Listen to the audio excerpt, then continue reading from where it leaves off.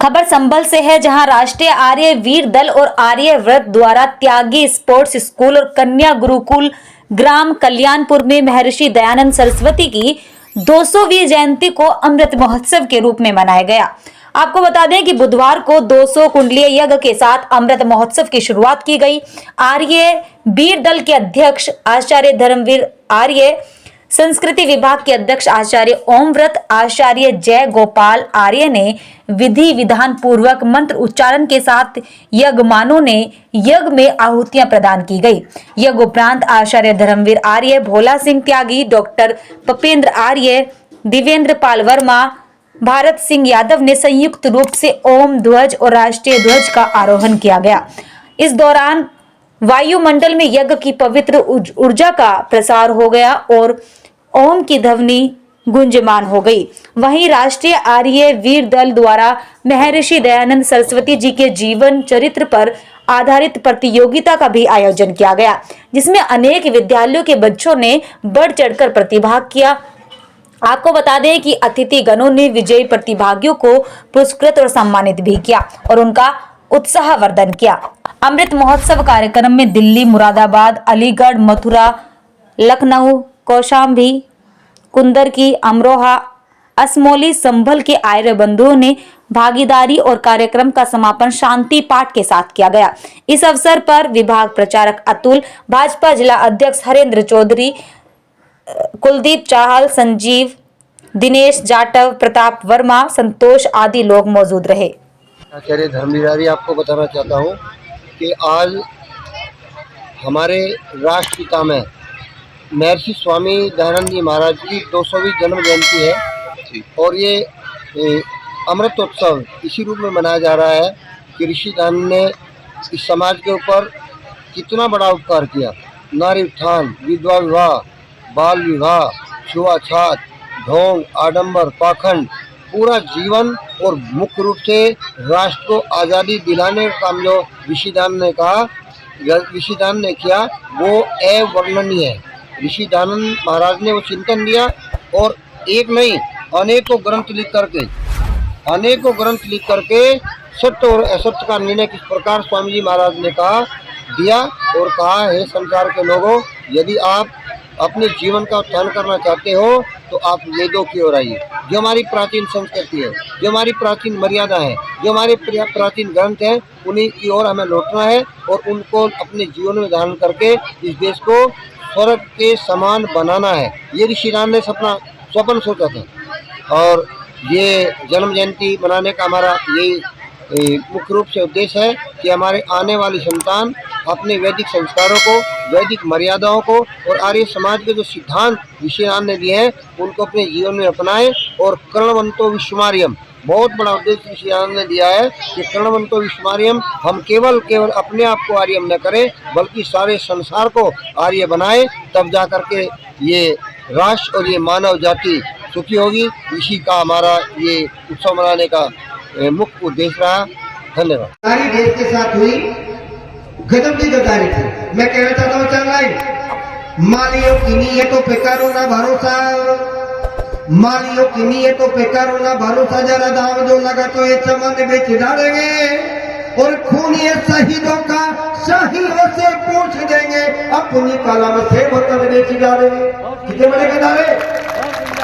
मालियों की नीयतों पे करो ना भरोसा, जरा दाम जो लगा तो ये चमन बेच डालेंगे और खूनियों शहीदों का शाहियों से पूछ देंगे, अपने वतन को ये कर्म से बेच डालेंगे। ऐसे ये पुरोहित हैं, ऐसे पुरोहित नहीं है न, ऐसे पुरोहित जय गोपाल जी जैसे, ऐसे ये पुरोहित हैं अपने सुखों के लिए यजमान तक के हवन बेच डालेंगे। और देख लेना गांधी तेरे चेले तेरा नाम लेके, देख लेना गांधी तेरे चेले तेरा नाम लेके तेरे ही लाश का कफन बेच डालेंगे। देख लेना गांधी तेरे चेले तेरा नाम लेके तेरी ही लाश का कफन बेच डालेंगे। जिस मानो भाव राष्ट्रपिता में प्रेरकों के प्रेरक, वेदों के उद्धारक ऋषि दयानंद का हम जन्मदिन मना रहे हैं। यदि वो नहीं होते तो बेटियां या बेटी और ये मात्रा भी ना बेटी होती। इनको तो बिल्कुल कह दिया था ढोल गवान शुद्ध को सुनारी, ये सब कानून के अधिकारी। आज हम सफाई देने लगे उसी कहे, लेकिन इसका सीधा सीधा मतलब ये होता है करोड़ करोड़ करके बातों को पेश किया जा रहा है। लेकिन ऋषि ज्ञानानंद आए और उन्होंने कहा जितना अधिकार इस बेटे को है उतना इस बेटी को भी राजस्थान में वो है। तो आगे नहीं रुक जाओ, दो सारी बात कहनी है। एक कहावत है गाड़ी का फांचरो और जवार का चांचरो और वीर का टाटो जितना पिटा जाए उतना कम है, ये कहा लोगों ने आपको। लेकिन ऋषि राम ने दूसरा सिद्धांत दिया, सारे राजनीतिक दल कि हमें राष्ट्र का निर्माण करना है, देश का निर्माण करना है, राष्ट्र को मजबूत करना है, राष्ट्र प्रेम जगाना है। ये सारा काम किस लिए किया जाता है? राष्ट्र है क्या? राष्ट्र कुछ एक भौगोलिक सीमा के अंदर रहने वाले जो लोग हैं उनका नाम है। उन्हीं से प्रेम करने का नाम राष्ट्र प्रेम है। और वो राष्ट्र कहाँ किन से बनता है? वो राष्ट्र इन बच्चों से बनता है जो सामने बैठे हैं, जो हमारी युवा पीढ़ी है। कुछ लोग जाने के लिए तैयार हैं और कुछ लोग उधर जा रहे हैं, लेकिन जिनके कंधों पर ये राष्ट्र खड़ा होना है। आज जो बच्चे यहाँ पर बैठे हैं इनमें से डॉक्टर बनने हैं, इंजीनियर, मास्टर, प्रोफेसर, वकील, नेता, IAS, सब कुछ आप ही से बनना है। और एक आदमी कुछ भी बन जाए, नेता बन जाए, डॉक्टर बन जाए, इंजीनियर बन जाए, अगर वो एक अच्छा इंसान नहीं बनता, एक संस्कारित इंसान नहीं बनता, तो वो कुछ भी नहीं बनता। आपने चीज देखी होगी, अक्सर अखबारों में मिलता है कि IAS ने फांसी लगा ली, आत्महत्या कर ली। डॉक्टर जो जीवन बचाता है आत्महत्या कर लेता है। क्यों कर लेता है? क्योंकि उसे संस्कार नहीं मिले।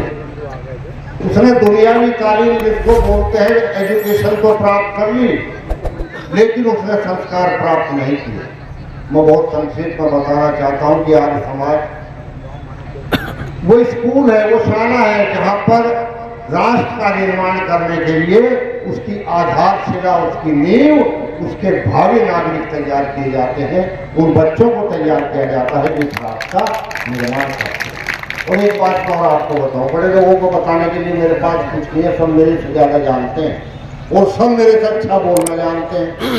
और इतिहास के बारे में, सामाजिक विषयों के बारे में सारे निष्णात हैं, बहुत अच्छी चीज़ें जानते हैं। लेकिन बच्चों में आपको कुछ बात बताना चाहता हूँ। दुनिया में जो बड़े लोग हुए हैं, जो महापुरुष हुए हैं, आप लोग स्कूल में इसलिए पढ़ते हो ना, कुछ ना कुछ बनना चाहते हो, तो आदमी बनता कैसे है? अनायास नहीं बनता कोई। और एक चीज वो है जो हम में भी है और राम में भी थी, जो हम में भी है और कृष्ण में भी थी, वो सब के अंदर हो। दुनिया में जो महापुरुष हुए हैं उनके जीवन में कोई न कोई एक घटना घटती है, और वो घटना एक सामान्य घटना होती है जो हम सबके जीवन में आती है। हम महर्षि दयानंद सरस्वती का 200वां जन्म जयंती वर्ष मना रहे हैं।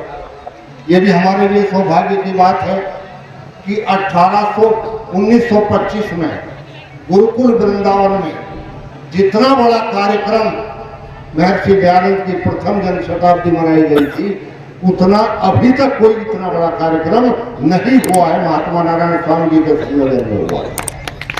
तो मैं कह रहा था कि महापुरुष जो होते हैं, क्योंकि महर्षि दयानंद महापुरुष हुए हैं, महापुरुष नहीं ऋषि हुए हैं।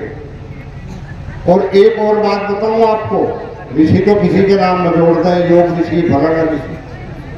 महर्षि दयानंद जी खुद कहते थे कि ब्रह्मा से लेकर जैमिनी तक ऋषियों का काल हुआ है, और जैमिनी के बाद यदि कोई ऋषि हुआ तो अपने भारत में जितने बड़े विद्वान लोग हैं सब ने कहा कि केवल और केवल मात्र महर्षि दयानंद ही महर्षि की पदवी के लायक हुए, जिन्होंने वेदों को आप लोगों के सामने रखा। तो इनके जीवन में घटना आती है। तो महर्षि दयानंद सरस्वती महर्षि कैसे बने? या 14 साल के ज्यादातर बच्चे बैठे हुए हैं। 14 वर्ष की आयु में शिवलिंग के ऊपर चूहा चढ़ता है, और महर्षि दयानंद के सरस्वती के मस्तिष्क में एक प्रश्न पहुंचता है, बच्चों एक सामने बैठा बेटा पहली लाइन में बैठे हो जाए, मास्टर जब पढ़ाते हैं ऐसे ही करते हो क्या? बच्चों के बारे में बता रहा ना, मुझे बता दिया सारे, कोई लोगों को कुछ पढ़ा नहीं सकता, और आप चूँकि पढ़ने के लिए आते हैं, हम लोग कुछ न कुछ बताते हैं, तो यहाँ जो हम लोग बता के गए कुछ लेके जाना है। तो महर्षि दयानंद सरस्वती ने क्या देखा था, अभी हमारे आचार्य जी, दीपक जी, दीपेंद्र जी, बहुत सारे लोग यहाँ मिले, मुझे टंकारा में गए और हमने वो मंदिर भी देखा, शिव मंदिर, जहाँ महर्षि दयानंद सरस्वती, अब ये चल रहा है शिवरात्रि, ये कांवड़िया बहुत सारे मिलते होंगे आपको।